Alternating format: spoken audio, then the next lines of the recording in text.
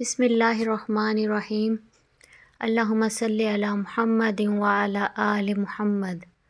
السلام علیکم۔ I hope آپ سب بالکل ٹھیک ہوں گے جہاں بھی ہوں گے۔ بہت ساری دعاؤں کے ساتھ آج کی ویڈیو سٹارٹ کروں گی۔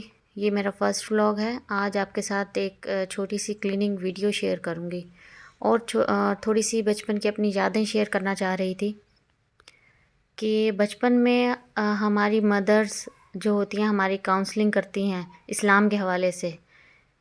مجھے بتایا جاتا تھا کہ ہم جو ذکر کرتے ہیں، جو تسبیح کرتے ہیں، جب ہم اپنی انگلیوں پہ تسبیح کرتے ہیں تو یہ انگلیاں قبر میں روشنی بن جائیں گی، مطلب یہ چمکیں گی۔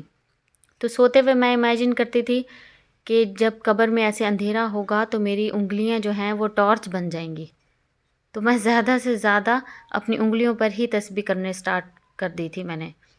اور بس بچوں والا ذہن تو اس طرح کے خیالات آتے تھے کہ ہاتھوں کی 10 انگلیاں ہیں تو مجھے پیروں سے بھی کرنی چاہیے کہ میرے پاس زیادہ روشنی ہو وہاں پر۔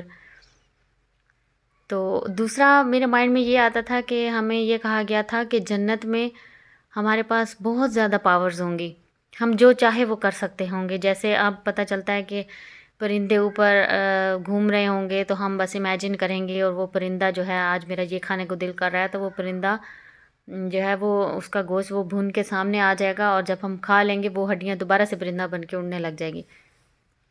تو اس بچپن میں میرے ذہن میں یہ آتا تھا کہ میرے پاس پاورز جو ہوں گی جنت میں تو میں ڈیلی جو ہے وہ ایک نئے کلر کی ڈیکوریشن کروں گی اپنی جنت میں۔ ڈیلی جو ہے وہ میرے جنت کے کارپیٹس کا کلر چینج ہو جائے گا۔ ایک دن گرین ہے تو اگلے دن بلو ہوگا، اس سے اگلے دن ریڈ ہوگا، مطلب میں پوری جنت کا کلر چینج کر دوں گی اپنی۔ اور پلانٹس ہوں گے، ڈیفرنٹ کلر کے پلانٹس ہوں گے۔ پھر ہمیں یہ بتایا جاتا تھا کہ ہر ذکر جو ہے اس سے ایک الگ قسم کا الگ کلر کا پودا بنتا ہے۔ ہم یہاں پہ سبحان اللہ کہتے ہیں تو جنت میں فار ایگزامپل ریڈ کلر کا پودا لگ جاتا ہے۔ اور جیسے کہا جاتا ہے نا کہ جنت ایک چٹیل میدان ہے، اس کو ہم نے اپنے ذکر سے سجانا ہے۔ ہم الحمدللہ کہتے ہیں تو وہاں پہ ڈیفرنٹ کلر کا پودا لگ جاتا ہے۔ تو میں یہ امیجن کرتی رہتی تھی کہ میں نے مجھے ریڈ کلر کے 10 پودے چاہیے تو میں نے 10 دفعہ سبحان اللہ کہنا ہے۔ مجھے اب اس کلر کے پودے چاہیے، تو وہ بچپن کی یادیں ہوتی ہیں نا کہ ایک تسبیح کر لی سبحان اللہ کی تو نہیں اب اس سے زیادہ اور نہیں کرنی، یہ والے پودے بہت زیادہ ہو گئے ہیں، اب دوسری کرتے ہیں، کوئی اور کلر چاہیے اور کوئی ڈیفرنٹ کلر چاہیے۔ اچھا، اس کے علاوہ ایک اور بات ذہن میں چلتی تھی کہ جیسے استغفر اللہ پڑھنے سے آپ کے گناہ کم ہوتے ہیں۔ اگر آپ نے کوئی گناہ کیا ہوا ہے تو آپ اپنے مائنڈ میں ایک میپ بنائیں، مائنڈ میپ بنائیں کہ آج آپ نے فار ایگزامپل سارے دن میں 10 گناہ کیے ہیں۔ ویسے تو اس سے بہت زیادہ ہو جاتے ہیں، چھوٹے چھوٹے گنے بھی، تو مطلب 10 گناہ کیے ہیں اور 10 ہی نیکیاں کی ہیں تو وہ آپ کا جو 0 ہو جاتا ہے، یعنی کہ 10 گناہ 10 نیکیوں سے کٹ گئے۔ تو اس میں پھر یہ چلتا تھا ذہن میں کہ مطلب کہ آج کا جو نامہ اعمال والی جو ڈائری ہے، جو فرشتہ بیٹھ کے لکھ رہا ہے، اس کے پاس آج کا میرا جو بیلنس جائے نا، اس میں نیکیاں تھوڑی سی زیادہ ہونی چاہیے۔ مطلب پیچھے تو جو ہو گیا سو ہو گیا۔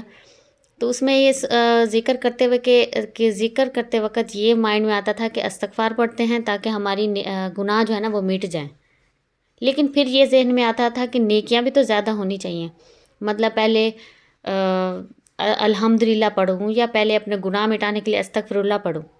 تو پھر یہ سوچتی تھی کہ کیوں نہ استغفر اللہ اور الحمدللہ کی بجائے درود پاک پڑھ لوں تاکہ اللہ تعالیٰ کا جو محبوب ہیں نبی پاک صلی اللہ علیہ وآلہ وسلم، ان کو میرا سلام چلا جائے اور وہ مجھ سے راضی ہو جائیں۔ تو وہ تو اللہ تعالیٰ کے محبوب ہیں، تو وہ جو ہے نا اللہ تعالیٰ کو کہیں گے کہ یہ میرا محبوب بندہ ہے تو آپ اس کو معاف کر دیں، مطلب اس نے میرے پہ درود بھیجا ہے تو آپ خود ہی بس اس کا نامہ اعمال جو ہے نا وہ بیلنس کر دیں، گناہ بھی مٹا دیں اور نیکیاں بھی بڑھا دیں۔ مطلب ایک درود پاک سے 2 کام ہو گئے۔ نبی پاک صلی اللہ علیہ وآلہ وسلم کی حدیث مبارکہ بھی شیئر کرنا چاہوں گی۔ حدیث مبارکہ صلی اللہ علیہ وآلہ وسلم کا مفہوم ہے کہ جس نے میرا تذکرہ سنا اور مجھ پر درود نہیں بھیجا، اس نے جنت کا راستہ گم کر لیا۔ اس کے علاوہ ایک اور ہے کہ بخیل ہے وہ شخص جس کے سامنے میرا ذکر ہو اور وہ مجھ پر درود نہ بھیجے۔ اس لیے سارے دن میں یہ تو مطلب ہونا چاہیے، آپ کی ٹو ڈو لسٹ میں لازمی ہونا چاہیے کہ ایک تسبیح اگر بیٹھ کے کرنے کو ٹائم نہیں ملتا تو چلتے پھرتے ضرور درود پاک صلی اللہ علیہ وسلم ضرور پڑھنا چاہیے۔ اس کی بہت زیادہ برکتیں اور بہت زیادہ فضیلتیں ہیں۔ اللہ تعالی ہم سب کو اس کا عادی بنائے، کیونکہ اس کی توفیق سے ہی سب کام ہے، اس کے بغیر ہم نہیں کر سکتے۔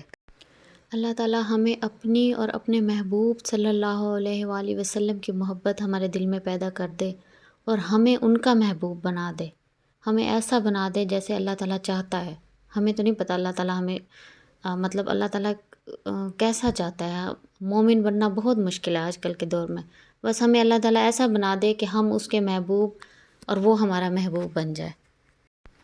میرے ذہن میں اکثر خیال آتا ہے کہ جو نعت خواں ہوتے ہیں ان کو نعت لکھنے کے لیے اکیلے میں بیٹھ کر غور و فکر کرنا پڑتا ہے، تو اس وقت ان کی کیا کیفیت ہوتی ہوگی کہ اتنے محبت بھرے، اتنے خلوص بھرے وہ اشعار لکھتے ہیں کہ وہ تو نبی پاک صلی اللہ علیہ وآلہ وسلم کے عشق میں ڈوب جاتے ہوں گے جب وہ نعت لکھتے ہوں گے۔ کیا کیفیت ہوتی ہے ان کی اس ٹائم۔